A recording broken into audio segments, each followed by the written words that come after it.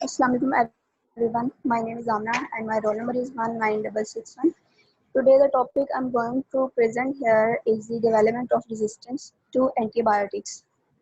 As we know what are antibiotics, हमने पढ़ा antibiotics क्या होती है. Of course, antibiotics वो वाले substances हैं, ये chemicals हैं जो हम microorganisms से obtain करते हैं और जो harmful microorganisms होते हैं उनको kill करने के लिए use करते हैं. तो अब कुछ microorganisms जो resist कर जाते हैं. Resistance का मतलब कि वो एंटीबायोटिक्स के अगेंस्ट टॉलरेंस डेवलप कर जाते हैं, न्यू इन्वायरमेंटल कंडीशंस के अगेंस्ट टॉलरेंस डेवलप कर जाते हैं.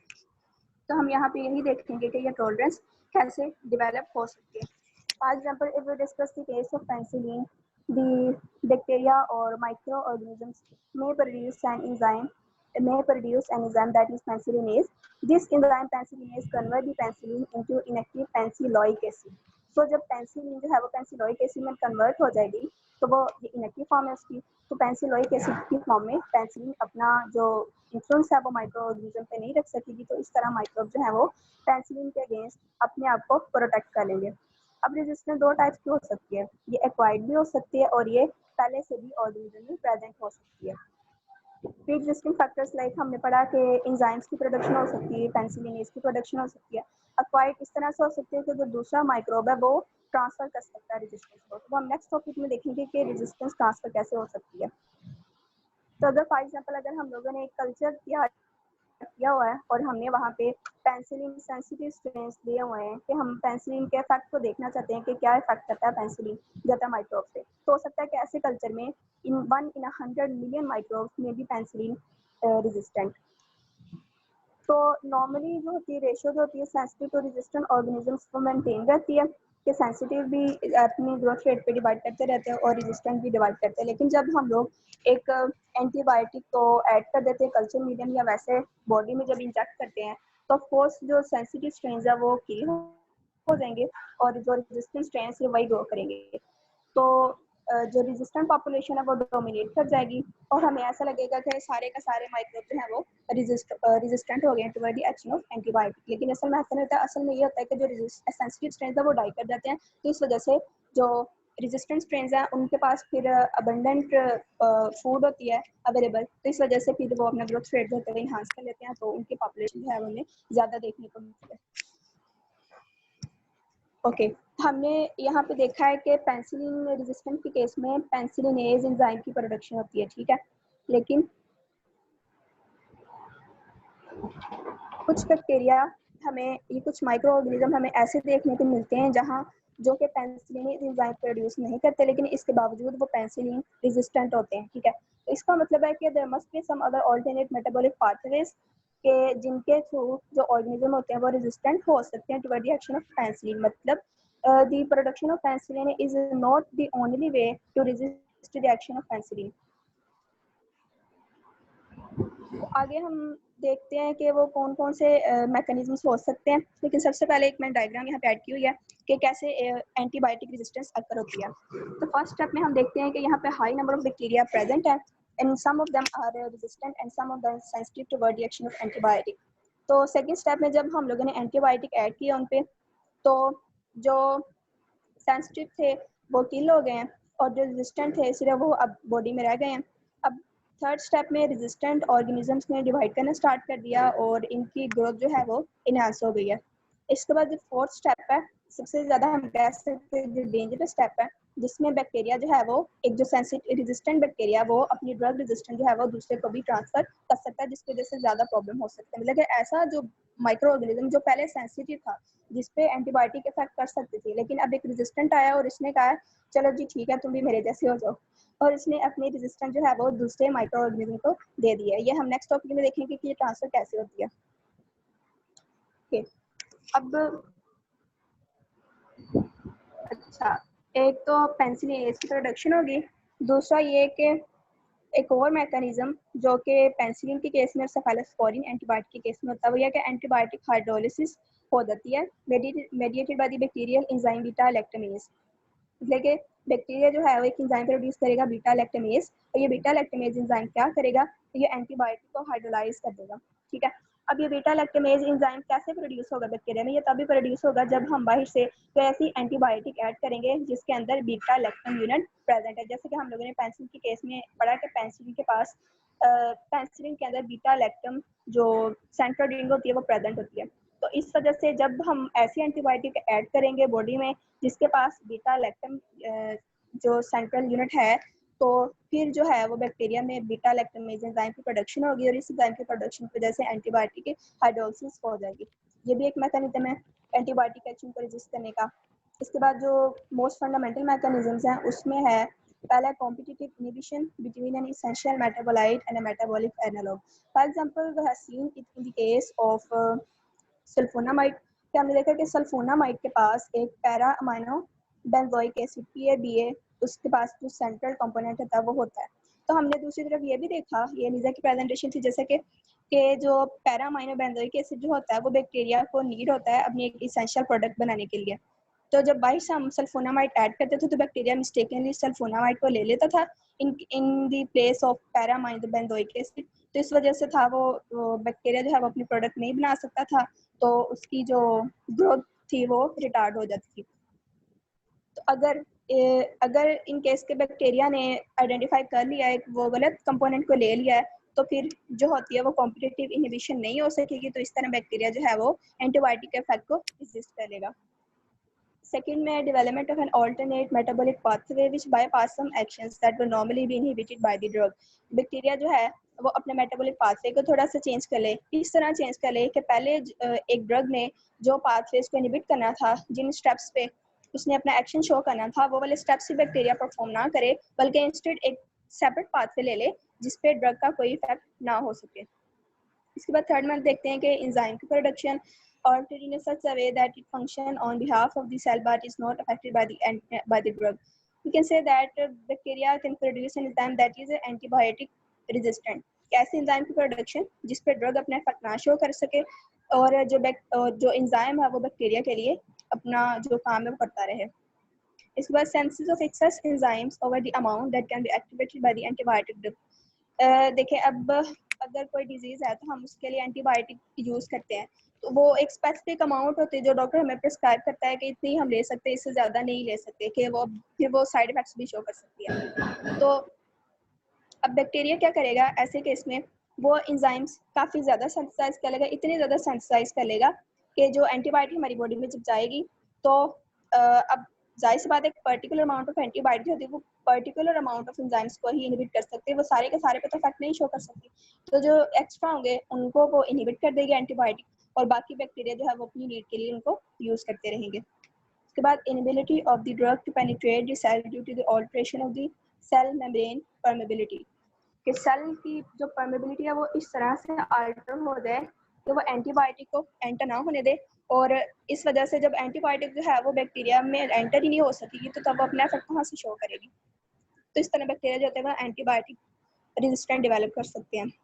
इसके बाद alteration of ribosomal protein structure, तो पता है राइबोसोमल प्रोटीन स्ट्रक्चर्स होती हैं, they are needed to in the process of translation.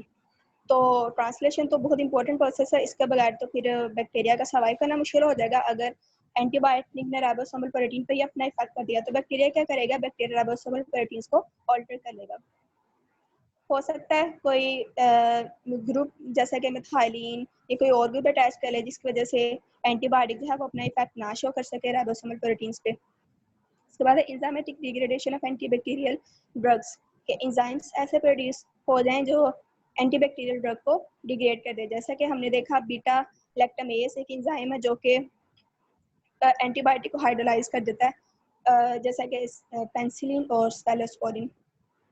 इसके बाद alteration of the bacterial protein that are antimicrobial targets, bacterial proteins जिन पे एंटीबायोटिक ने अपना इफेक्ट शो करना है उन प्रोटीन्स को ही ऑल्टर कर दिया जाए, तो इस पर भी जो एंटीबायोटिक वो अपने इफेक्ट नहीं शो कर सकेगी।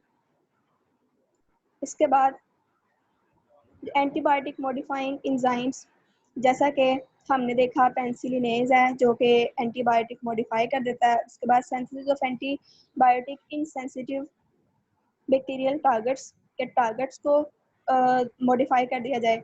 ये जो है ये दो प्राइमरी रेजिस्टेंट मैकेनिज्म्स है।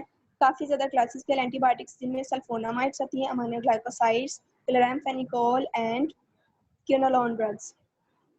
इसके बाद रिड्यूस्ड एंटीबायोटिक पेनिट्रेशन, जैसे कि सेल मेम्ब्रेन की परमेबिलिटी में चेंज है। तो ये कौन कौन सी एंटीबायोटिक्स के लिए रेजिस्टेंट मैकेनिज्म्स हैं बैक्टीरिया के पास, वो हैं beta lactam drugs, aminoglycosides, chloramphenicol and quinolone.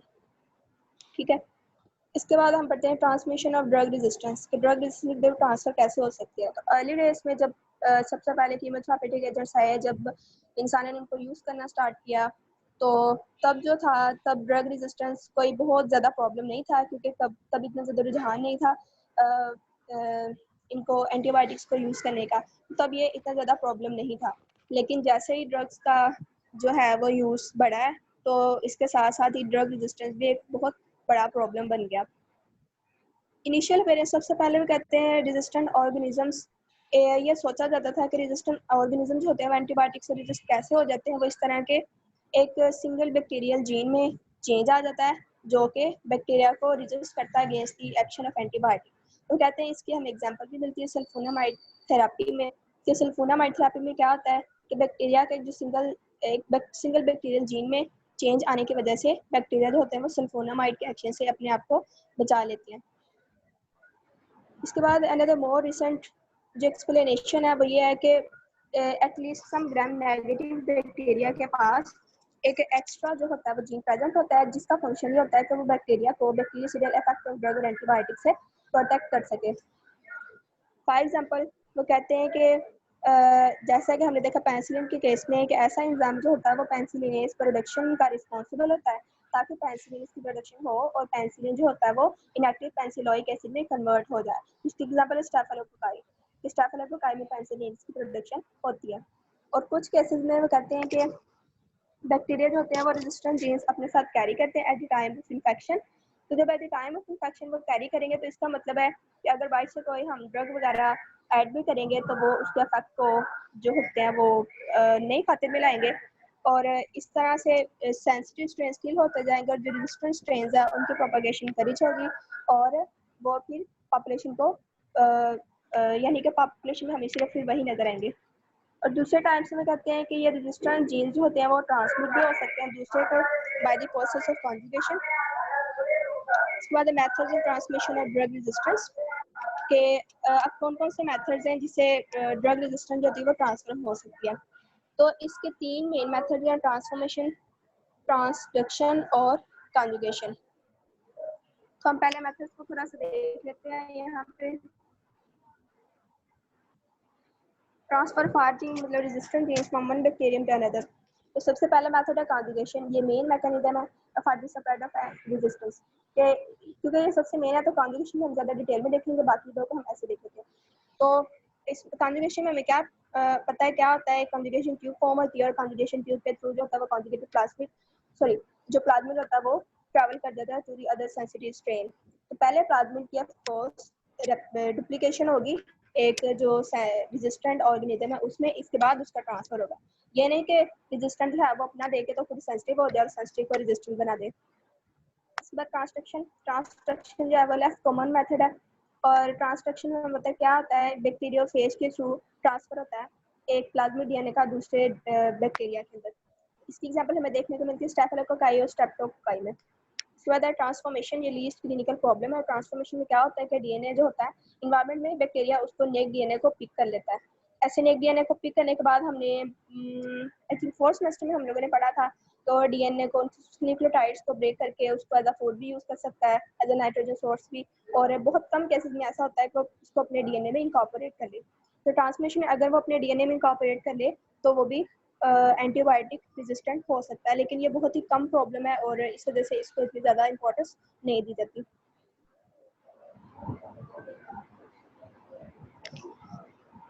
Okay, पहले हम ट्रांसडक्शन को कॉन्जुगेशन को कंटिन्यू करते हैं कि कॉन्जुगेशन को सबसे पहले स्टडी किया था 1958 में टू जापानीज साइंटिस्ट ने। उन्होंने एंटीबायोटिक सेंसिटिव और एंटीबायोटिक रेजिस्टेंट ऑर्गेनिजम्स को आइसोलेट किया, और ये दोनों ऑर्गेनिज्म जो थे इनकी सीरोटाइप सेम थी, मतलब इनके पास सेम सरफेस एंटीजन्स प्रेजेंट थी। इन दोनों को उन्होंने आइसोलेट किया। एक पेशेंट थे जो कि इंटेरिक इन्फेक्शन का पेशेंट था। इंटेरिक मतलब जो डाइजेस्टिव ट्रैक्ट्स की प्रॉब्लम थी, और इस पेशेंट को ट्रीट किया जा रहा था सल्फोनामाइड से, काफ़ी ज़्यादा एंटीबायोटिक्स जिनमें sulfonamide, tetracycline, streptomycin and chloramphenicol. फिर वो आगे चलते गए और देखते हैं, और उन्होंने ये देखा कि जो रेजिस्टेंट है, एक रेजिस्टेंस है, वो किस वजह से डेवलप हुई है, किस वजह से ट्रांसफर हुई। उन्होंने देखा कि हमें पता है कॉमनली जो होता है वो एस्कर्शिया कोलाई हमारी इंटेस्टाइन में प्रेजेंट होता है और वो हमारे लिए हार्मलेस है, ठीक है। लेकिन अब इस एस्कर्शिया कोलाई के पास एंटीबायोटिक रेजिस्टेंस मौजूद है, मतलब अगर कोई हम लोगों ने किसी पैथोजन को किल करना है तो एस्कर्शिया कोलाई खुद ना किल हो जाए उस एंटीबायोटिक की वजह से। तब एस्कर्शिया कोलाई ने क्या किया, इंटेस्टाइन में शिगेला डिसेंट्री की वजह से इंटेरिक इन्फेक्शन कॉज हो रहा था। अब उन्होंने देखा कि जो एस्कर्शिया कोलाई वो शिगेला डिसेंट्री को रेजिस्टेंस ट्रांसफर कर रहा है, यानी कि एस्कर्शिया कोलाई से जो रेजिस्टेंट जीन है या प्लाज्मिड है वो शिगेला डिसेंट्री को ट्रांसफर हो रहा है थ्रू दी कॉन्जुगेशन। इसके बाद एंटीबायोटिक रेजिस्टेंस का जो ट्रांसफर है वो काफ़ी ज़्यादा और जगहों पर भी बढ़ के देखा गया। ओके, अब हम लोग देख लेते हैं कॉन्जुगेशन को थोड़ा सा डिटेल में। एक साइड पे उन्होंने दिखाया हुआ एंटीबायोटिक रेजिस्टेंट बैक्टीरियम है और दूसरी तरफ है एंटीबायोटिक सेंसिटिव बैक्टीरियम। तो रेजिस्टेंट के पास जो है वो प्लाज्मिड है जिसके पास रेजिस्टेंट जीन्स मौजूद है।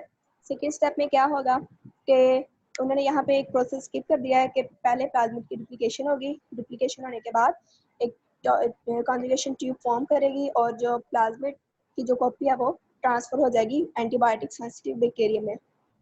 इसके बाद दो थर्ड स्टेप है, इसमें दोनों के बैक्टीरियम है वो दोनों ही एंटीबायोटिक रेजिस्टेंट हो जाएंगे। इसके बाद हम देखते हैं कि रेजिस्टेंट फैक्टर्स असल में था क्या। तो जो आर फैक्टर है वो असल में प्लाज्मिड है या प्लाज्मिड के अंदर प्रेजेंट होता है। प्लाज्मिड क्या है, वो of course as we all know कि वो small extra chromosomal self replicating extra nuclear DNA units है, और the transmission of resistance to enteric infection है वो उन जगह पे ज़्यादा अहमियत के काबिल है, मतलब वहाँ पे ज़्यादा स्टडी की जानी चाहिए, यहाँ पे इंटेरिक इन्फेक्शंस कॉमन है। तो ऑर्गेनिज्म जो कि आर फैक्टर के रेसिपिएंट्स हैं फ्रॉम एस्कर्शिया कोलाई वो हैं एंटेरोबैक्टर, क्लेब्सिला, साल्मोनेला एंड शिगेला, और वीक रेसिपिएंट्स में आती हैं पास्टोरेला, प्रोटियस और सीरेटिया। कहते हैं एंटीबायोटिक रेजिस्टेंस जो है वो वर्ल्ड वाइड इस वक्त प्रॉब्लम बना हुआ और क्लिनिक, और इस वजह से काफ़ी ज़्यादा एफर्ट की जा रही हैं ताकि इनके मैकेनिज्म्स को मज़ीद अंडरस्टैंड किया जा सके कि क्यों एंटीबायोटिक रेजिस्टेंस हो रही है। तो डेवलपमेंट जो होती है वो रेजिस्टेंस की इसको मिनिमाइज किया जा सकता है bye indiscriminate use of by avoiding the indiscriminate use of antibiotics that are of no clinical value real। इसके बाद एक एंटीबायोटिक्स को यूज़ ना करना जो कि टॉपिकल एप्लीकेशंस के लिए हो या जनरलाइज इन्फेक्शन के लिए हो। इसके बाद एक डोजेज को यूज़ करना, यानी कि ओवर डोज यूज़ ना करना एक इन्फेक्शन को क्विकली ओवरकम करने के लिए। इसके बाद एंटीबायोटिक्स का कॉम्बिनेशन यूज़ करना जिसकी इफेक्टिवनेस अच्छी हो। इसके बाद यूजिंग डिफरेंट एंटीबायोटिक जब ये एविडेंस मिल रही है कि ऑर्गेनिज्म जो होता है वो एंटीबायोटिक रेजिस्टेंट बन चुका है। तो ये थी मेरी प्रेजेंटेशन, अगर किसी का क्वेश्चन है तो ही और she can ask.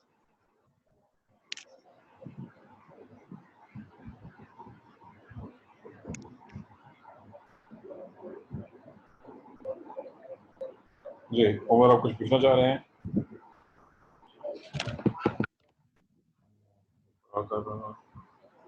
Ji unmute करें, अनम्यूट। हमने आपको अनम्यूट कर लिया है उमर।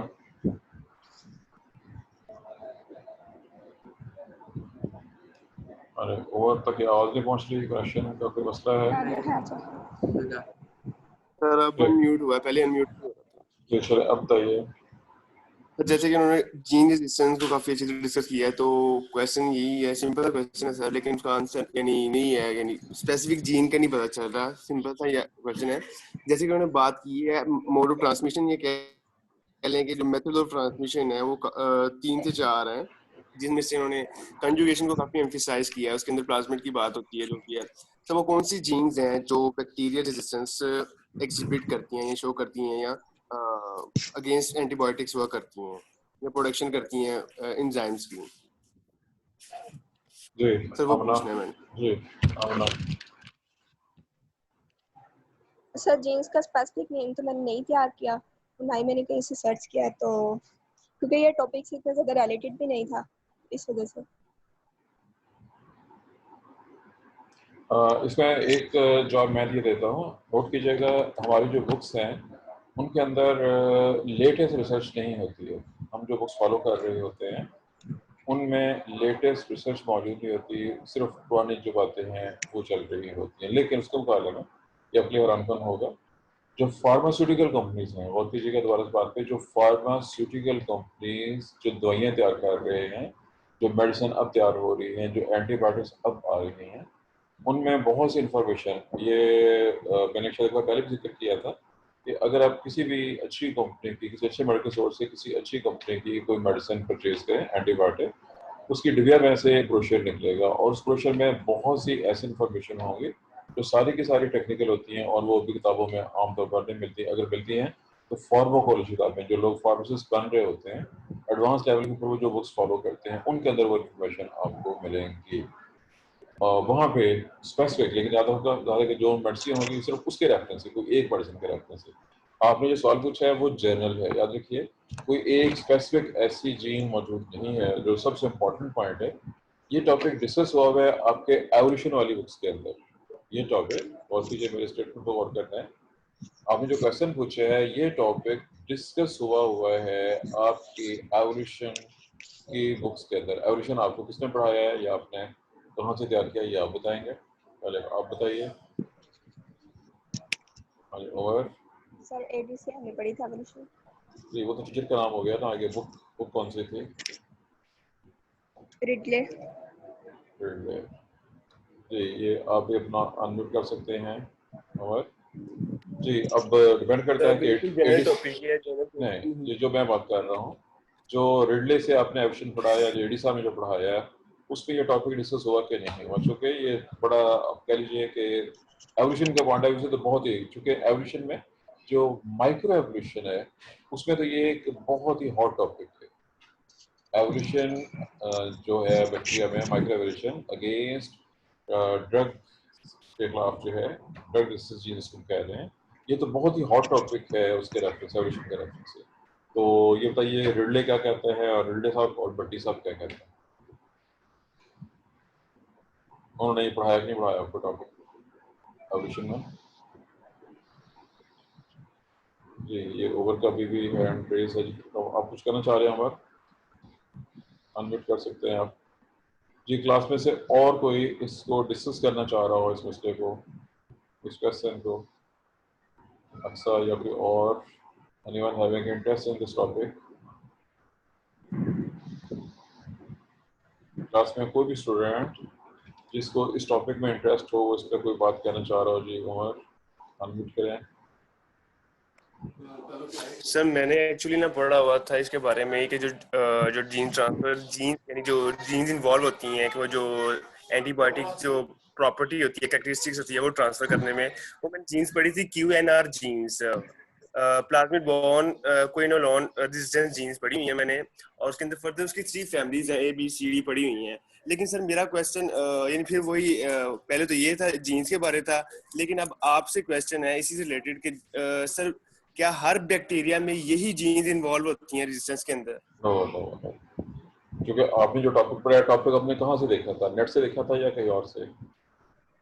तो मैंने नेट से पढ़ा हुआ था रेजिस्टेंस नेट वाला से, ये नहीं, नेट पे यस सर। याद रखिएगा, नेट पे आपको दोनों तरह की चीजें मिल जाएंगी, ठीक वाली मिलेंगी और फ्रॉड वाली भी मिलेंगी जी। लेकिन जो सोर्स जी जी मैंने सर। आपको दिया है, जो मैंने बताया है कि अगर आप, चूंकि रीजन ये है कि हमारे पास वो फैसिलिटीज नहीं है जो यूनिवर्सिटीज में अवेलेबल हैं। और बस बात, बल्कि जी सर। मैं अपने दौर की बात करता हूँ, जब मैं स्टूडेंट था तो एक जी फैसिलिटी जी ऐसी सर। थी जो हमारे पास क्लास में नहीं थी, उसके लिए हमें जाना पड़ा था फैसलाबाद यूनिवर्सिटी।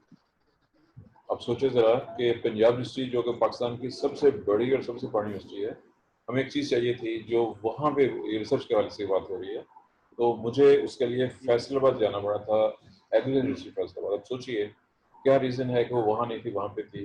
मसला फंड्स का है उस वक्त, तो इसके वजह से फंड्स नहीं थे और एग्रीकल्चर के पास फंड ज़्यादा थे, वहाँ पे फैसिलिटी अवेलेबल। ये चीज़ यहाँ पे है। हमारे पास कॉलेजेस में तो कतई तौर पर फैसिलिटी नहीं है। अब एक बहुत इम्पोर्टेंट, क्योंकि मैंने बहुत कोशिश की उसके लिए शुरू में, जो डिजिटल लाइब्रेरी के लिए एक्सेस है, लेकिन उसमें कुछ ऐसी टेक्निकल गड़बड़ है कि वो हमें एक्सेस मिल नहीं सकती है। उसके लिए जो प्रोसेस होना चाहिए था वो कॉलेज की भी खामी है, और टेक्निकल प्रॉब्लम्स कुछ ऐसे हैं कि वो एडजस्टमेंट नहीं हो सकती। अब अगर वो हमें एक्सेस मिल जाती है डिजिटल लाइब्रेरी, जो पाकिस्तान की अपनी लाइब्रेरी है फुल, तो बहुत सी चीज़ें वहाँ से मिल सकती हैं, लेकिन मसला फिर वही है, दरमियान में कुछ ऐसी नादीदा रुकावटें, खुफिया हाथ मौजूद होते हैं जो चीज़ों को जी आगे सर। नहीं चलने देना चाहते। अब यूनिवर्सिटीज़ में ये फैसिलिटी मौजूद है, यूनिवर्सिटीज़ में ये फैसिलिटी मौजूद है कि उनकी अपनी लाइब्रेरी बहुत अच्छी हैं और वो डिजिटल लाइब्रेरी को भी एक्सेस कर सकते हैं। अब यहाँ पे बहरहाल एक ऑप्शन है, अगर आप ट्राई करें। मैं वहाँ पे गया तो हुआ हूँ, लेकिन टाइम चूँकि बहुत ज़्यादा चाहिए होता है इसके लिए। ये बिल्कुल यहीं पे जहाँ पे हमारी डिस्ट्रिक्ट कोर्ट्स हैं, कॉलेज के ऑपोजिट कह लीजिए, जहाँ पे सेशन हाउस है, उसके आगे लाइब्रेरी है शुक्रा में, एक डिजिटल लाइब्रेरी के नाम से, ई लाइब्रेरी के नाम से जानते हैं। Yes sir. उनके पास कुछ एक्सेस है। अब ये मुझे ये कंफर्म नहीं है कि उनको डिजिटल लाइब्रेरी की एक्सेस हासिल है कि नहीं, या उनकी अपनी जो है स्पेसिफिक है। वहाँ पे चेक कर लीजिए, अगर वहाँ पे कोई भी स्टूडेंट चाहे तो मेंबरशिप ले सकता है, उसकी मेंबरशिप फ्री है। आप अगर कोई इंटरेस्टेड हो स्टडी में तो आप वहाँ जा सकते हैं। उनकी टाइमिंग आजकल तो नहीं मुझे पता कि वो खुली है कि नहीं खुली, लेकिन बहरहाल उनकी जो टाइमिंग थी वो बहरहाल में 9 से 4 या 8 से 4 थी, जब मौसम कोरोना वाला नहीं। अब आजकल क्या सूरत हाल है ये कुछ कहना मुश्किल है। जहाँ पे एक्सेस अवेलेबल हो, फ्री एक्सेस, चूँकि नेट से आपको चीज़ें मिलेंगी, पहले कह चुका हूँ, वो 100% ऑथेंटिक नहीं होती, लेकिन किसी अच्छी लाइब्रेरी से अगर आपका कांटेक्ट हो जाता है, वहाँ से आपको लेटेस्ट अगर इंफॉर्मेशन और बुक्स मिल जाती हैं या रिसर्च जर्नल मिल जाते हैं, तो वहाँ पे ये आपको चीज़ मिल जाएगी। लेकिन जो पॉइंट मेरा इस सवाल का जवाब है कि चूँकि बैक्टीरिया बहुत मुख्तलिफ किस्म के हैं, मुख्तलिफ बैक्टीरिया पे हैं, मुख्तलिफ तरीक़ों से जीन्स का एवोल्यूशन हो रहा है। जस्ट जी सर। एक छोटी सी चेंज, एक छोटी सी चेंज, करके कि ये वाला एवोल्यूशन है जिसमें कि ड्रग्स चीज, जस्ट एक एंजाइम में एक ऐसी एबिलिटी कि वो किसी एक बॉन्ड को ब्रेक कर दे, जस्ट पास का एक सिंगल बॉन्ड को ब्रेक करने से उस एंजाइम उस मेडिसिन में जिसको हम एंटीबायोटिक कहते हैं वो काम करना बंद कर देती है। और ये बैक्टीरिया में बहुत तेजी के साथ, बैक्टीरिया में इसलिए जरिए कि बैक्टीरिया की ग्रोथ बहुत ज़्यादा है, उनका म्यूटेशन रेट भी ज़्यादा है कुछ बैक्टीरिया का, जैसे वो इस काबिल है। और जी ये टॉपिक असल में बजाय इस एस्पेक्ट से ये मेडिकल पॉइंट ऑफ व्यू से ज़्यादा इंटरेस्ट का हमें है। आप अगर कभी मौका मिले आपको किसी हॉस्पिटल में किसी सीनियर डॉक्टर से डिस्कस करें, तो वो जो चीज़ आपको बताएगा वो यही होगी कि हमारे लिए, डॉक्टर्स की बात कर रहा हूँ मैं, हमारे लिए सबसे मुश्किल काम है इस चीज़ को डील करना। यानी पेशेंट आया है, उसको अब एक दवाई दे रहे हैं, दूसरी तेज से तेज दवाइयाँ देते जा रहे हैं, लेकिन वो उस पर असर नहीं कर रही। क्यों? उन बैक्टीरिया में रेजिस्टेंस डेवलप हो चुकी हुई है। जी उस्मान कुछ कहना जी। चाह रहा है। जी उस्मान अनम्यूट करें। अस्सलाम वालेकुम सर। हाँ, सर ये थोड़ा सा पॉइंट मैं ऐड करना चाहूँगा। हमने ना मॉलिक्यूलर जेनेटिक्स में एक पॉइंट पढ़ा था, ट्रांसपोन्स। और बोले तो ट्रांस सर फ्रैगमेंट ऑफ डीएनए होते हैं जो जीनोम के अंदर ही एक जगह से दूसरी जगह पर मूव करते हैं। सर उधर हमने एम्पिसाइलिन का जो उनका रेजिस्टेंस जीन है उसकी स्टडी की थी सर। ये तो जो एम्पिसिन की रेजिस्टेंस है ये बहुत क्लासिकल है। ये तो गलबन 1990s के ज़माने में, जो हम तक मुझे याद पड़ता है, 1990s के ज़माने में इस पर काम हुआ हुआ है। ये खासी पुरानी चीज़ हो चुकी है। चलें, लेकिन बहरहाल आपने क्या पढ़ा था बताइए उसके हवाले से।